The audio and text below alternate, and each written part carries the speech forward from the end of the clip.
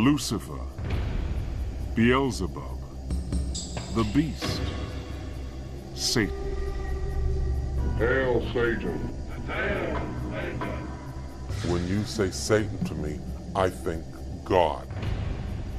He has been called many names. He has taken many strange and different forms. The idea of God's evil enemy has been around for thousands of years. And it's still as powerful as ever. Evil is real, and it must be opposed. But where did Satan's story begin? Where did he come from? And how did he become the Prince of Darkness?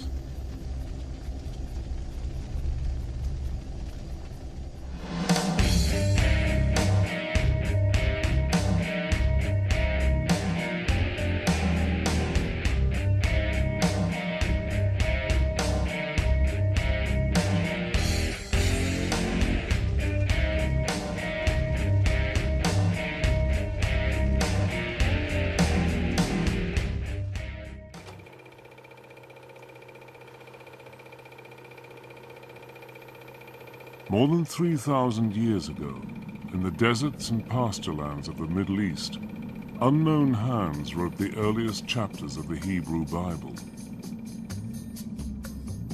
If the devil had a birthplace, surely it was here, somewhere in the book known to Christians as the Old Testament.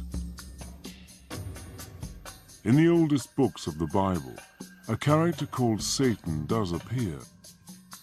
But he's nothing like the Satan we imagine.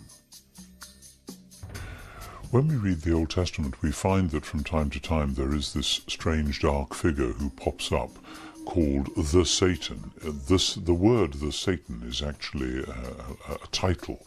The word means the accuser. And to begin with, it seems that the Satan is one of the angels or attendants in the heavenly court, one of God's servants who, in a sense, had to do some of the dirty work. This Satan has no power of his own. He does only what God tells him. Nor is he a horrible creature with horns and a tail. There's no kind of prince of darkness, somebody who's standing opposite to God. Throughout most of the text, there's no concept at all of an evil force. One of Satan's earliest appearances is as an angel in the book of Job. In one of the best-known stories in the Bible, Satan argues that Job, one of God's most loyal servants, is only pious because he has a good life. God agrees that Satan can test Job by inflicting on him all kinds of diseases and calamities. In the end, in spite of dreadful sufferings, Job continues to worship God, and Satan loses the argument. The Satan who makes Job's life a misery isn't a demon or even a bad angel. And he doesn't live in hell. There wasn't any kind of concept of a hell like we have, a place of fiery torment and torture.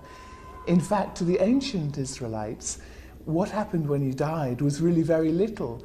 You went to a place called Sheol, and this was just a sort of dark, shadowy place, a sort of underworld, where everybody who died went, irrespective of whether you were good or bad. So where is the Satan we know? Where's the fiend who's eternally at war with the forces of good? The monster who rules over the flames of hell and punishes sinners? Where is the fallen angel with his legions of demon helpers, tempting humans to do evil things so that he can win their souls? If the traditional devil doesn't come from the Jewish Old Testament, where does he come from? Since human history began, people all over the world have believed in demons and evil spirits. A few share some traits with our devil, like horns or a beard, but none are as powerful as Satan. So where did people first get the idea of an ultimate evil being?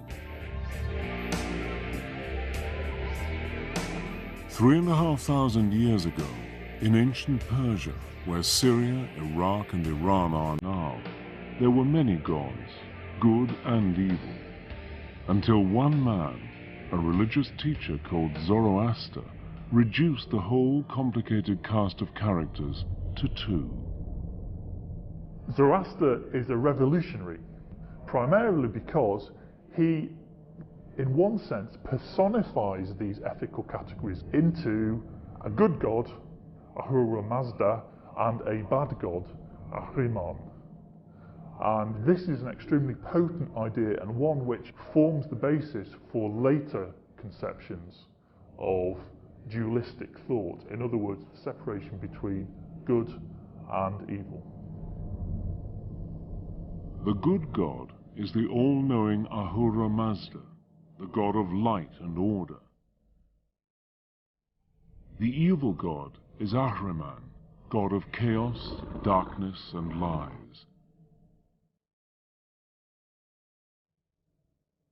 In Zoroaster's teachings, the universe is a battlefield between the gods of good and evil, and every person on earth must take sides. After death, good people are rewarded in heaven, while sinners are punished in a dark and gloomy hell. It is one of those ultimate, rather attractive kinds of dualism, that this life is a struggle between good and evil, therefore choose good, between light and darkness, therefore choose light. Under the powerful Persian emperor Darius the Great, the teachings of Zoroaster become the official religion of the Persian Empire, an empire which includes the lands of Israel. The new Persian ideas about good and evil soon find their way into the Jewish scriptures. So we get a clear demarcation of what we would call Jewish ideas, okay, and we can spot the Zoroastrian ideas in the Old Testament. They are there, notions of heaven and hell, okay. The beginning of actually seeing the devil personified as the fierce opponent of God.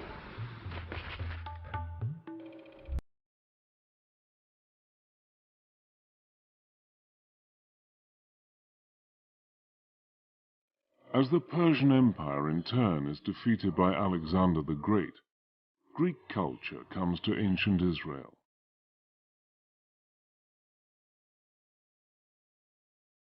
The Greeks introduce a huge cast of gods and goddesses, including one who will shape our image of Satan for centuries.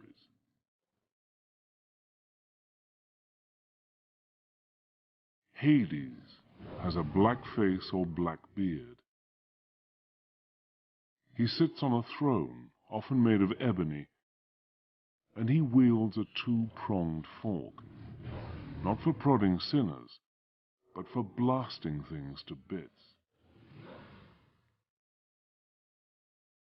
To the classical Greeks, the underworld was ruled by Hades, who was the god of the dead. He was one of the Olympian gods, but he seems to have spent most of his time in this dark, shadowy underworld, which is also called Hades. Now, he wasn't a very nice character. He seems to have been very morbid and morose, and nobody really liked him. None of the gods liked him, and certainly no humans liked him. Hades wasn't very likable, but he wasn't evil either. In fact, the ancient Greeks see Hades as a god of justice. They believe that when people die, they go to Hades, and he decides whether they go to a place of happiness or a place of misery.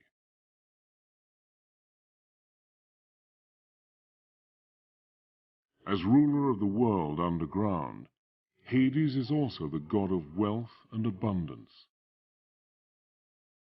In a dim memory of Hades, people have believed for centuries that the devil can make you rich.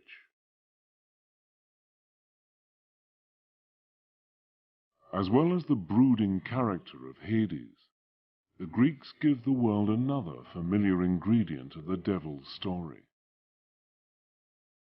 In a famous myth, Zeus, the greatest of the gods, defeats the winged serpent Typhon and throws him down to Tartarus, the lowest region of the underworld. Over the following centuries, the myth grows into the story of how the angel Satan rebels against God and is thrown out of heaven with all his followers. Satan's allies, the fallen angels, become his legion of demons.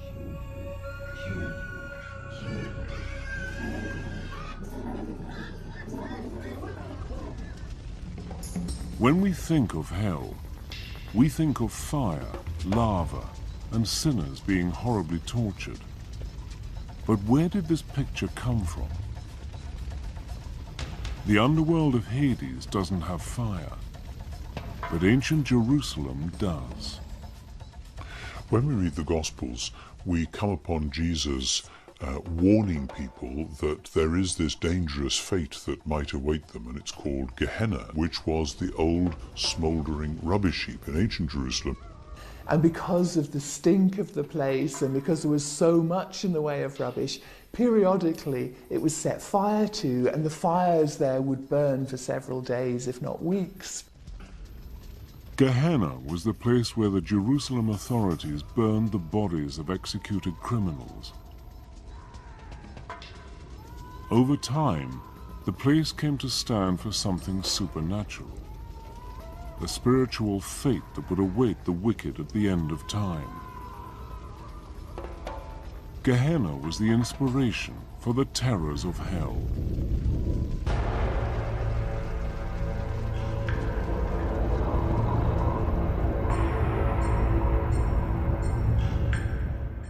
By the time the Christian Gospels are written, towards the end of the 1st century AD, Satan has grown into a powerful figure.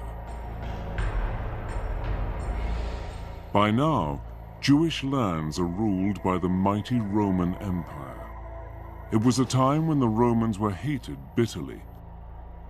To many Jews and Christians persecuted by Rome, Satan is the evil force behind Caesar's throne.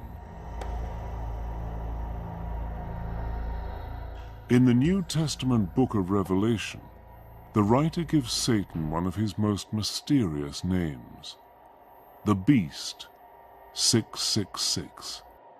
The Beast could refer to the Roman Emperor himself.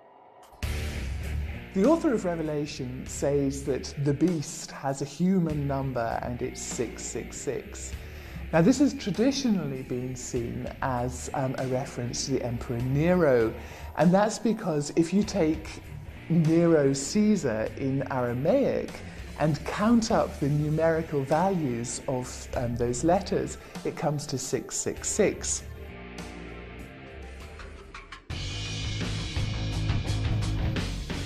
The book of Revelation says that the devil was sent down by God into the abyss, where he will be locked up for 1,000 years.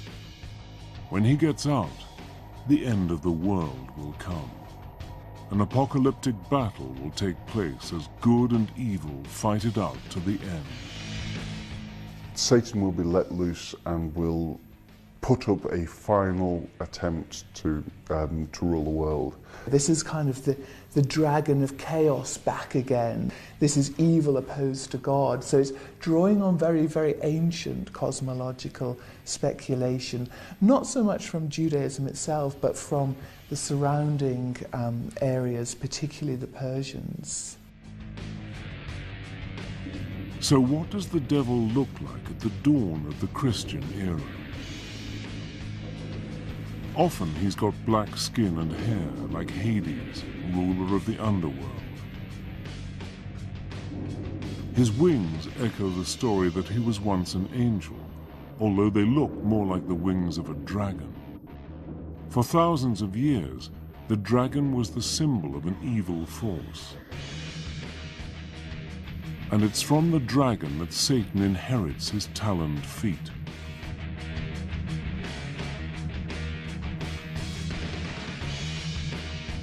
When Satan isn't being a dragon, he's a snake.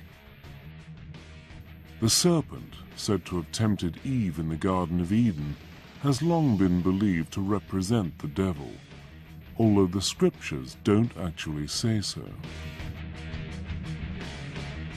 In fact, Christian leaders disagree, sometimes violently, about what the devil is like.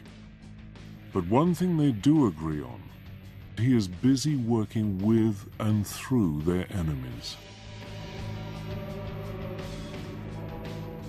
4 centuries after Christ, a Roman emperor, Constantine the Great, converts to Christianity. Within a generation, the once persecuted religion is the official creed of the mightiest empire on earth. Christian bishops now have real power, backed up by the state, and they use Satan to help them keep it. Again and again, church leaders claim that those who disagree with them, especially other Christian groups, are working for the devil. As Constantine made it the state religion and the state church and an established religion, what Constantine and his immediate successors found hardest to put up with was heresy. Catholic theologians would have said that because heretics didn't believe the correct Catholic faith, they must be worshipping the evil one instead, God's enemy. The logic is relentless. It's us and them. If you're not with the church and the empire, you're with Satan. It's a short step for the church to demand that heretics be put to death. The first executions come 450 years after Christ. Over the following centuries, the numbers of people killed for supposedly working for Satan grows to many tens, possibly hundreds of thousands. Under the protection of the Roman Empire, the Christian religion grows quickly. But the bishops worry that the pagan gods are far too popular. Thousands of Romans still pray to the winged goddess Fortuna, the bringer of luck. But the most popular pagan god of all is Pan. Christian leaders see him as a serious threat who must be discredited. Let's think of the case of Pan and in Arcadia, and he becomes a sort of demon, whereas he was actually a very benign god of music and happiness and lovemaking and altogether to be admired, but becomes a goat-legged demon, a satire, in the later Christianized versions of it. Satan now adopts Pan's best-known features. He becomes an ugly, leering beast with horns on his head. His body is hairy, and he has Pan's cloven hooves, although sometimes he keeps the taloned feet of the ancient dragon. So outlandish has he become that he often has a second face on his belly.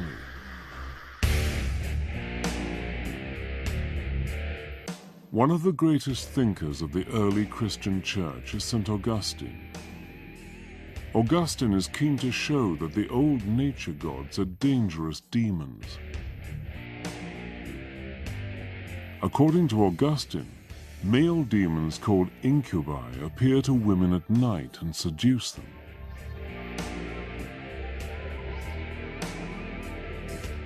Even more disturbing for Augustine, saintly men could be visited in their beds by female demons called succubi, and forced to do sinful things against their will.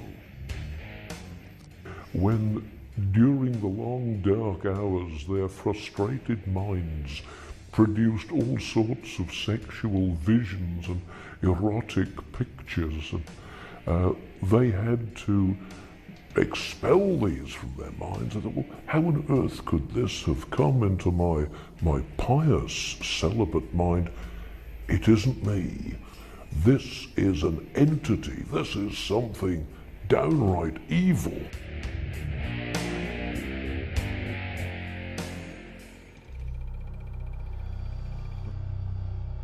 By the Middle Ages, after 1,000 years of Christian teaching, the Church has persuaded its followers that the devil and his demons are real, and that Satan is a powerful enemy. The problem is that some Christians take the idea a lot further than the bishops want. Some branches of Christianity did see the world itself as created not so much by Satan, but by a lesser evil God. And so for them, of course, everything to do with the world, with matter, with human flesh, was seen in negative terms. We do find the emergence of something called Gnosticism. Gnostic Christians carried with them this very clear notion of a good God and a bad God. There's the good God who created everything spiritual, and there's the evil God who created everything physical, which means that everything that you can see or touch or sense with any of the five senses is actually coming from the evil God. One group which is taking enthusiastically to the Gnostic idea of good and evil is the Cathars of southern France. To the Cathars, all material possessions are evil and belong to the devil. For a church now wealthy and powerful, this is an uncomfortable, even dangerous teaching.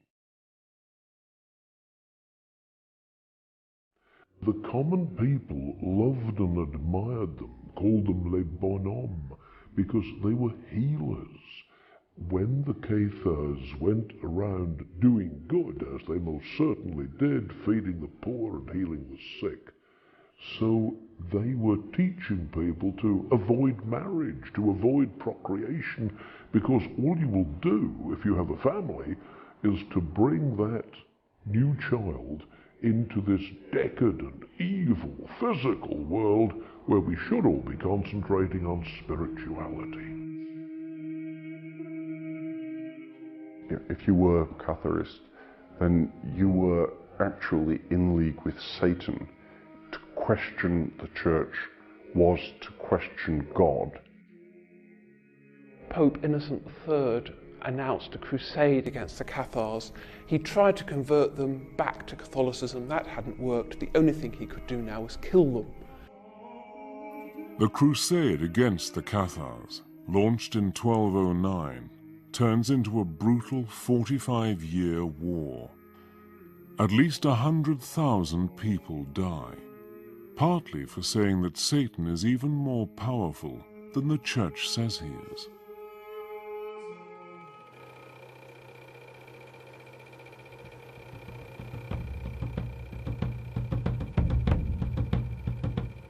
The crusade against the Cathars is against fellow Christians, but for almost 2 centuries, the Crusades are mostly about fighting Islam for control of the Middle East. In medieval Europe, Islam is seen as a heresy, the work of the devil. Muslims too are quick to claim their enemies are in league with the evil one. In the Quran, Muslims are instructed to fight against non-Muslims because they are friends of Satan. Both sides, inheriting the ancient beliefs of the Persians, see the world as divided into good and evil, justifying all the horrors of war and conquest.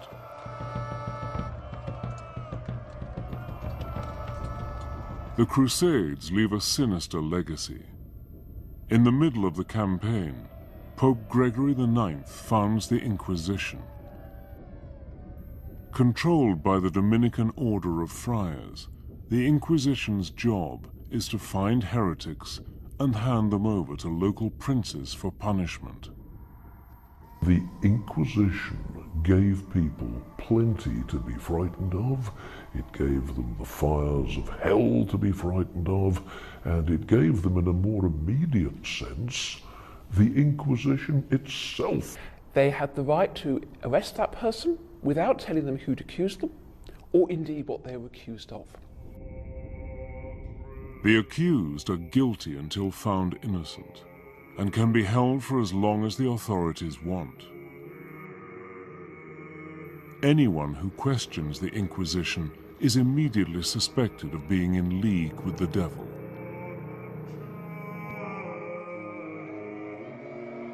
In the fight against Satan and the powers of evil, medieval rulers believed that, as in any war, information is vital.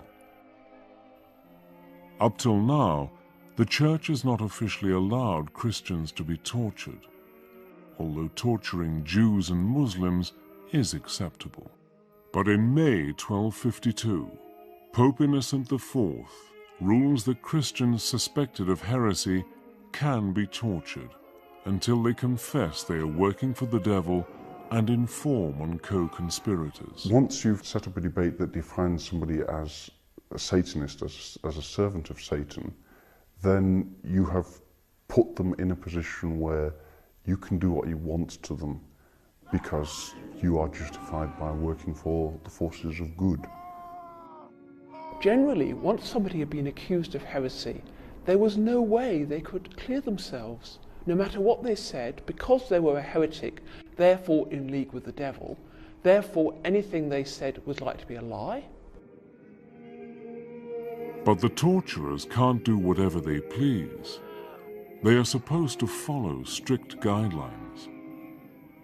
In theory, and according to Pope Innocent IV in the middle of the 13th century, torture should be limited, it should not draw blood, it should not lead to serious permanent damage to the person who's being tortured.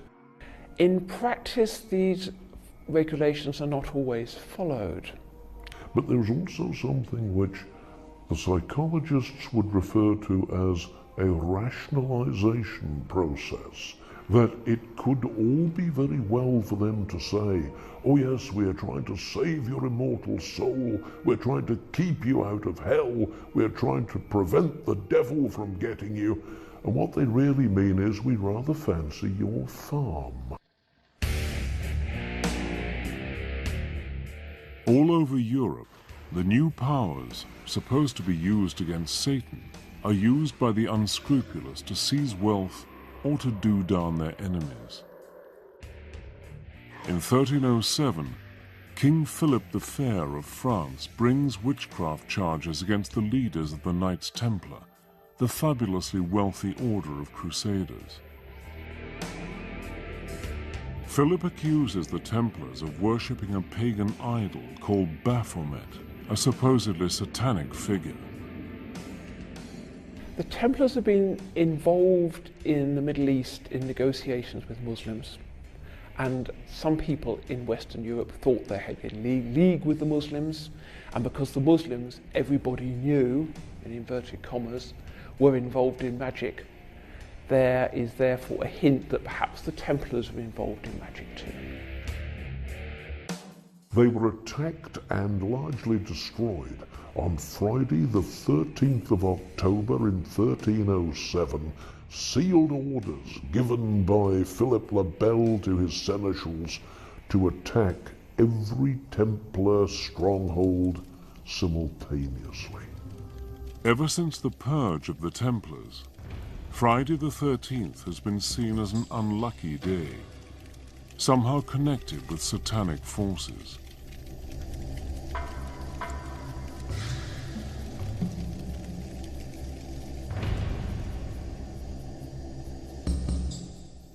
In 1320, the war against Satan is wound up another notch.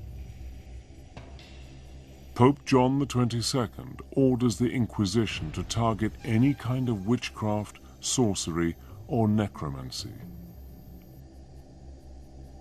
A big worry is that unscrupulous priests who know how to drive out devils with the rites of exorcism might instead use exorcism to invite the devil in. Formulas, Latin formulas and rituals which can be used to command the demon. Now, once you've got a Latin formula that has power to command a demon, I could use that to command a demon to do my washing up, you know? I could use that power to command a demon to get this woman I fancy into bed. The necromancers are interested in using the formulae of exorcism to command demons to do other things that they are interested in. You know, a demon could make me rich. A demon could find some hidden treasure for me. Fear that necromancers and witches are all around, conjuring up demons and making pacts with the devil, sweeps across Europe.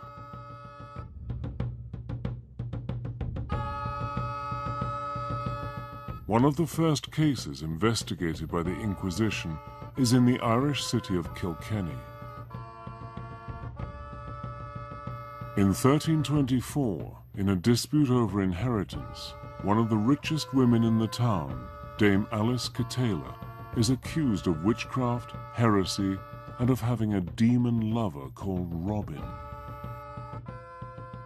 Alice Catala, a landowner in Kilkenny who had several husbands, so her stepchildren brought a charge against her that she'd poisoned her previous husbands in order to obtain the land, and she'd poisoned or killed them otherwise through witchcraft. Alice manages to escape to England. Her unfortunate servant, Petronella, is tortured and burned at the stake. The campaign against necromancers, sorcerers, and witches lasts 300 years and kills between 60,000 and 300,000 people. The vast majority of the victims are women. Women were thought of as being more prone to the devil, more likely to sin, more likely to be led astray. They were also thought to be less intellectual than men. Women were seen as closer to animals. And part of this was that they were more susceptible to temptation, that they were more easily seduced by material gratification. As the Inquisition goes about its grisly business, rounding up suspects and interrogating them, many clerics and lay people worry that it's all guesswork. Perhaps they're missing even more witches than they're finding. But how can you tell who is one of Satan's helpers? What you need is a standard test. In 1486, two German Dominican monks publish a textbook for inquisitors called Malleus Maleficarum, the Hammer of Witches. The book contains a clever catch-22. Not only is witchcraft heresy, not believing in witches is heresy as well. The Malleus Maleficarum was the manual, the how to get rid of all these demonic fleas that had infested a human being. It was a book of what witches were, what witches did. Malleus Maleficarum tells the Inquisitor everything he needs to know. Witches have the mark of Satan on their bodies, a birthmark or a wart. They can fly by rubbing magical herbs on their skin, and they gather at Satan-worshipping ceremonies called Sabbaths. At these, they celebrate a twisted version of the Christian Mass, kissing the devil's rear end in a blasphemous act of homage. Certainly there was a fear at that time, which was why Malleus Maleficarum sold so many copies and ran through so many editions and is still in print.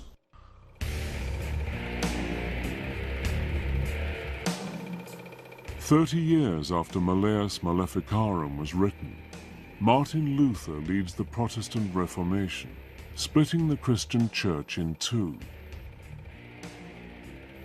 Each faction, Protestant and Catholic, claims the other is in league with the evil one. Both sides use Malleus Maleficarum to find Satanists, and not just in order to destroy them.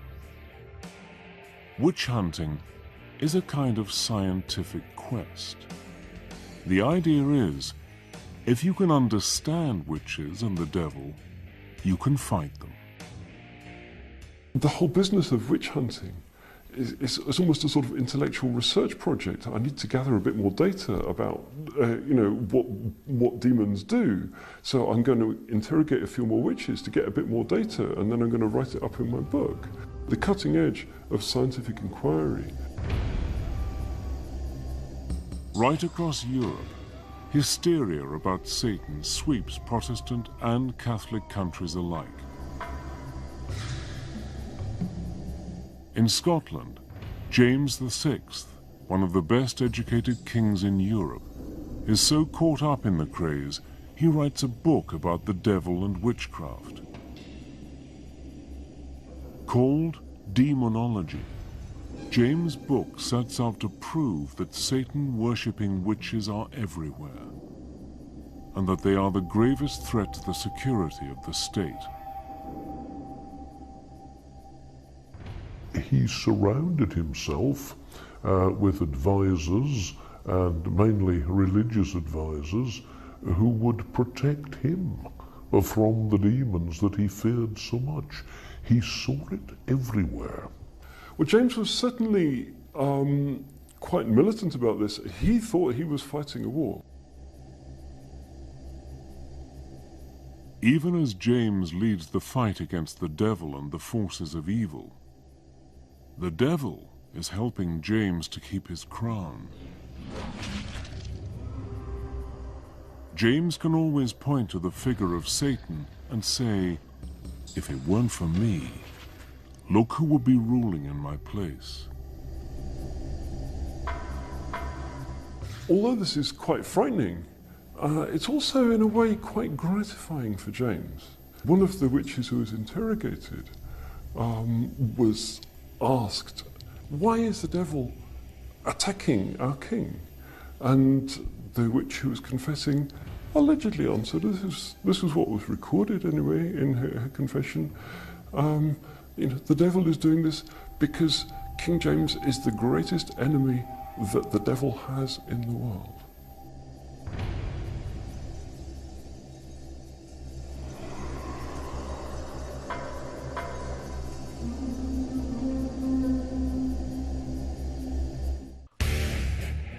When the New World of the Americas is colonized by Europeans, the devil travels with them. The Puritan colonists who arrived from England in the late 1600s are strong believers in the power of Satan. They're convinced that everyone who isn't a Puritan is controlled by the devil, and that women are especially susceptible to Satan's powers.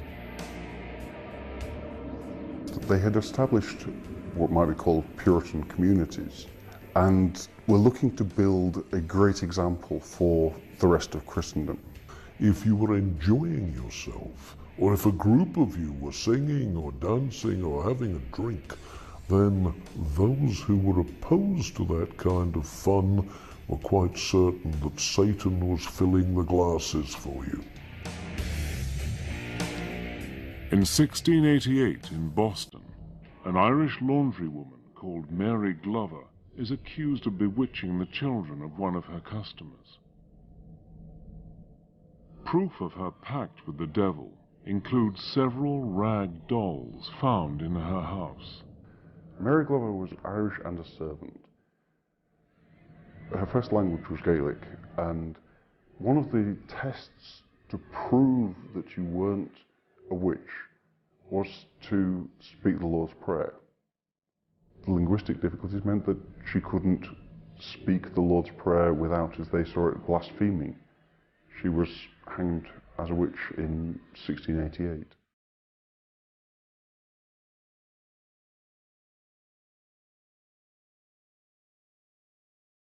"3 years after Mary Glover is hanged, less than 20 miles away at Salem, Massachusetts, the testimony of 3 young girls leads to a mass execution. Some of the children were said to be possessed by spirits sent from the witches. And so when they were standing witness, they were performing being possessed. In the Salem witch hunt, 150 people are arrested. 19 men and women are hung or crushed to death. 17 others die in prison. In an ironic twist to the story, the Salem jury later apologized, blaming the devil for their mistake.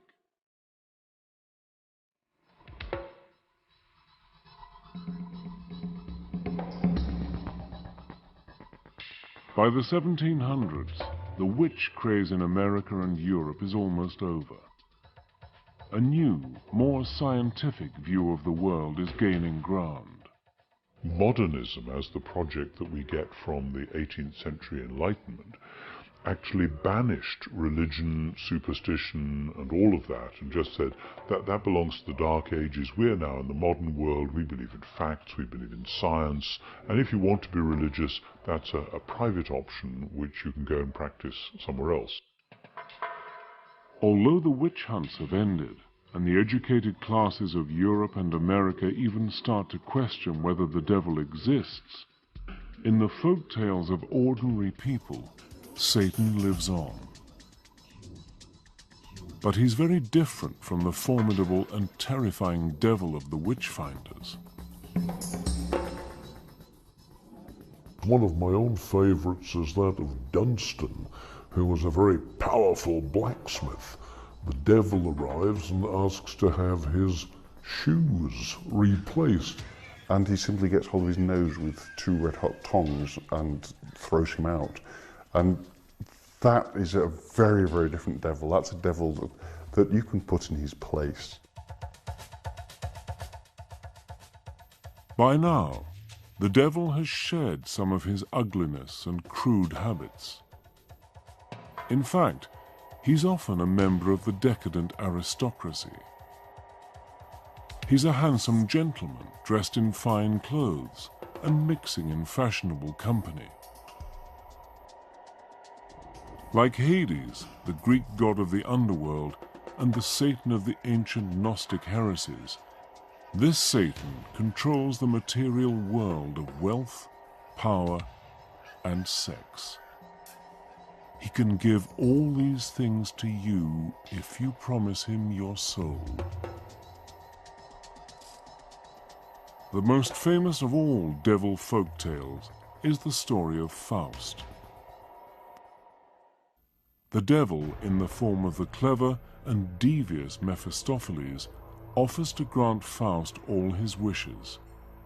But there's a price. One of the things that many necromancers or people using necromantic spells are interested in is how to get women into bed. Faust is very interested in that, and he gets all kinds of women, including Helen of Troy.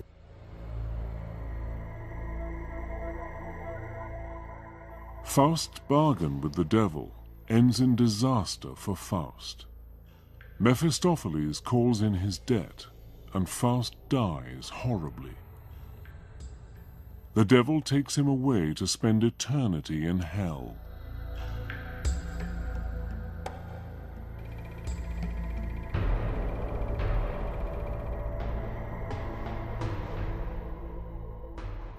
As the power of religion fades, and the age of popes and kings gives way to the age of revolution and democracy, a new devil arrives on the scene. This devil is utterly different from the treacherous fiend of Christian tradition. He is a tragic and lonely figure, a hero battling against tyrannical authority in the shape of a cruel and overbearing god.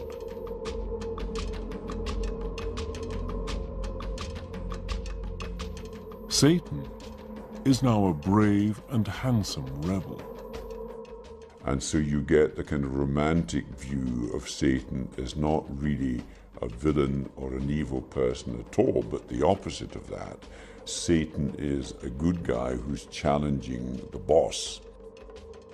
In the age of Romanticism, we find the poets, particularly like Byron, creating a Byronic hero who is somehow dark and sinister and has a past. And so, far from being something to shun and something to fear, the devil is admired.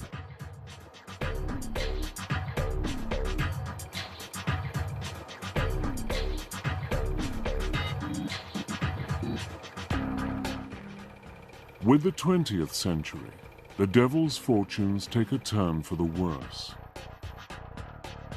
No longer feared or admired, he becomes a figure of fun.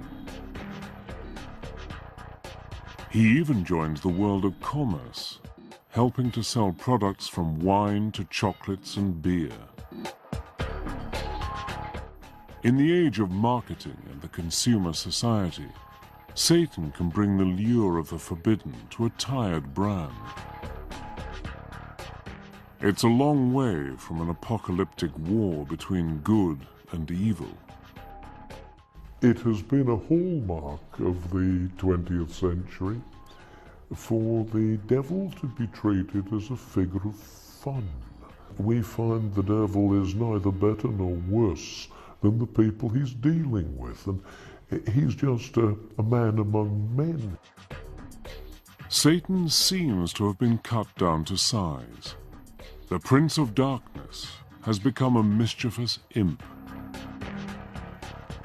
But in a surprising twist, a different Satan, the glamorous rebel so admired by the revolutionaries of the 19th century, makes a startling comeback in the 1960s.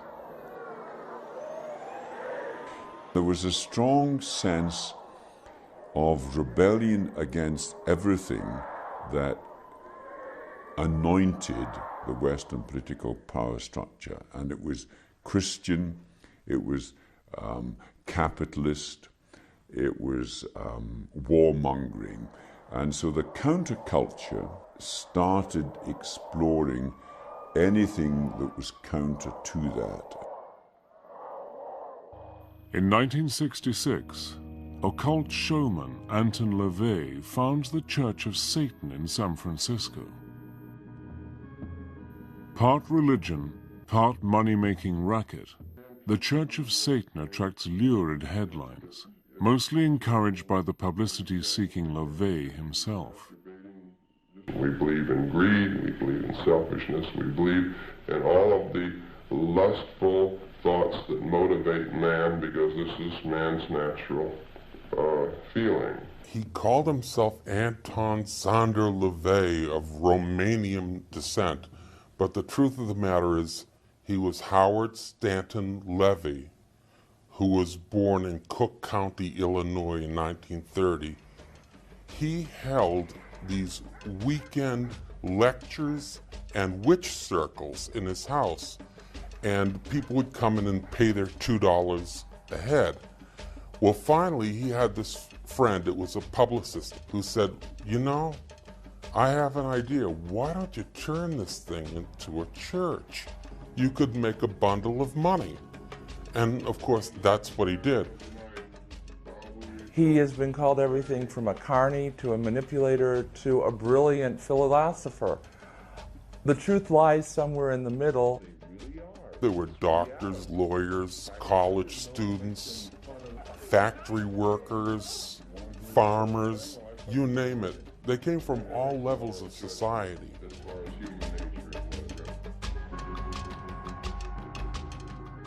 In spite of the invented rituals, mostly staged for the cameras, neither LaVey nor his followers believe in a real devil. What LaVey admires is Satan the rebel, the nonconformist, provoking the establishment. Predictably, America is fascinated and outraged.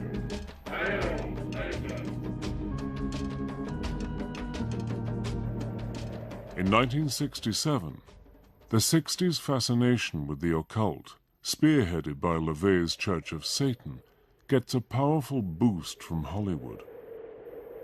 The film Rosemary's Baby, a dark tale of devil worshippers in Manhattan, is a massive and unexpected hit.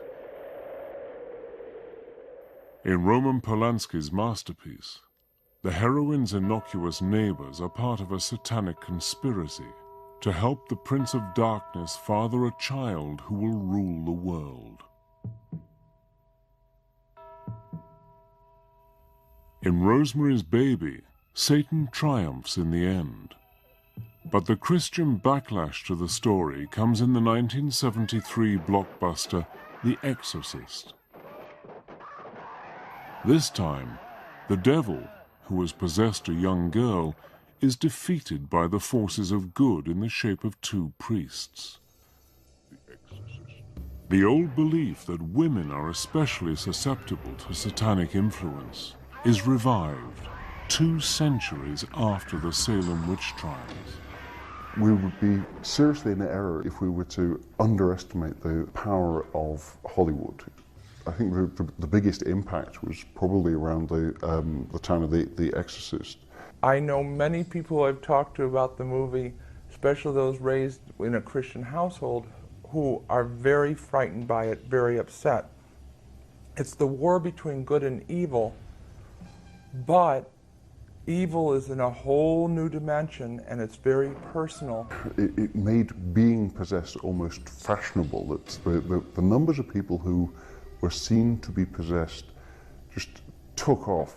I've been invited to exorcise people who were convinced they had a demon, and you will get people who put them through it, and it can be very violent and very dramatic and very expressive, but it can really flip someone into serious ill health.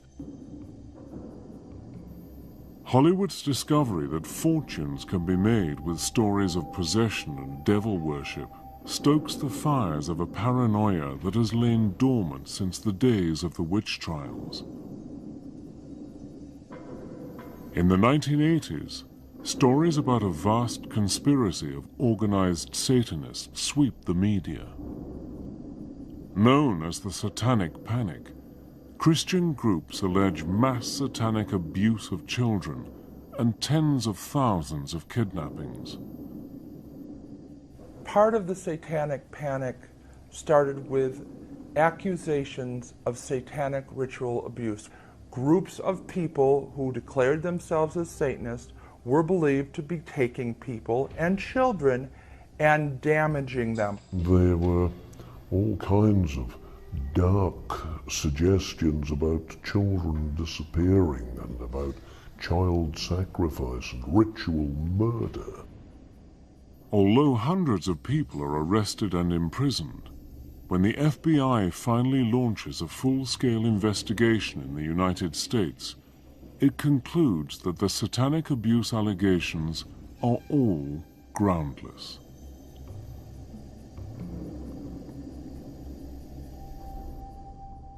One of the horrifying things about human nature is that it lends itself to hysteria. You get it in all periods of history. I think you get it much more virulently nowadays because one of the most potent instruments for spreading hysteria is the modern telecommunications industry. If members of satanic religions mostly don't believe in a supernatural devil and don't pray to Satan, what does the devil represent? Some Satanists claim the devil stands for a spirit of change. A lot of people are frightened by the term Satanism. A lot of people automatically think that Satanists are bad people. They should be no more scared of a Satanist than they should be scared of anyone else they meet. You know, what Satanism means to me is opposition and balance. Alternative thought, playing the devil's advocate. There is no good and evil. I mean, to a mouse, a cat is this horrible evil thing with fangs, but to the pet owner, the cat is heavenly. We create our own reality. That's the whole idea behind Satanism. In the United States, surveys show that almost half of Americans believe the devil is real. Even non-religious people instinctively divide the world into good and evil, the opposing principles taught by Zoroaster to the ancient Persians. If anything, recent events have made that belief even stronger.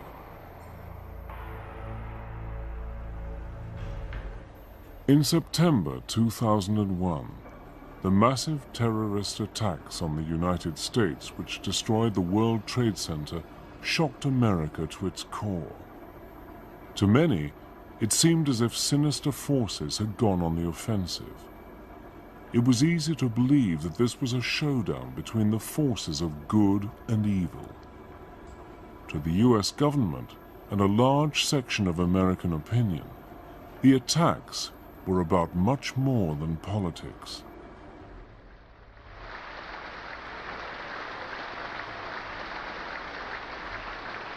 We've come to know truths that we will never question. Evil is real, and it must be opposed. You're either with us or you're against us. And if you're against us, by and large, you're going to be working hand in hand with Satan. It was Reagan that talked about the evil empire. Bush talks about the axis of evil. It's classic, ancient, dualistic thinking. In the wake of the 9/11 attacks, President Bush gave the job of catching Osama bin Laden, the man responsible for the atrocity, to Lieutenant General William G. Boykin. But according to Boykin, America's real foe isn't bin Laden.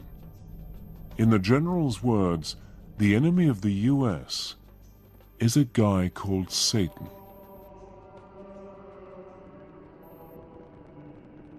Since 2001, the draconian measures taken by the US and other governments in the war on terror are uncannily like those of the war on Satan of 400 years ago.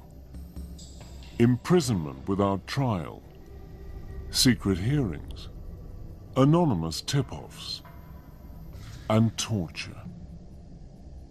We are seeing a similar willingness to justify mistreatment, to justify the removal of rights, the justifiable use of torture against the perceived enemy in the war against terrorism.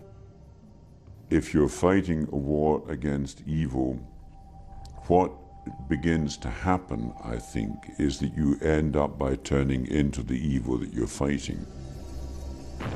Controversially, President Bush called the invasion of Iraq a crusade. The similarities with the historic crusades against heretics are striking. They include a belief on the battlefield that the enemy are not just military opponents, but agents of pure evil.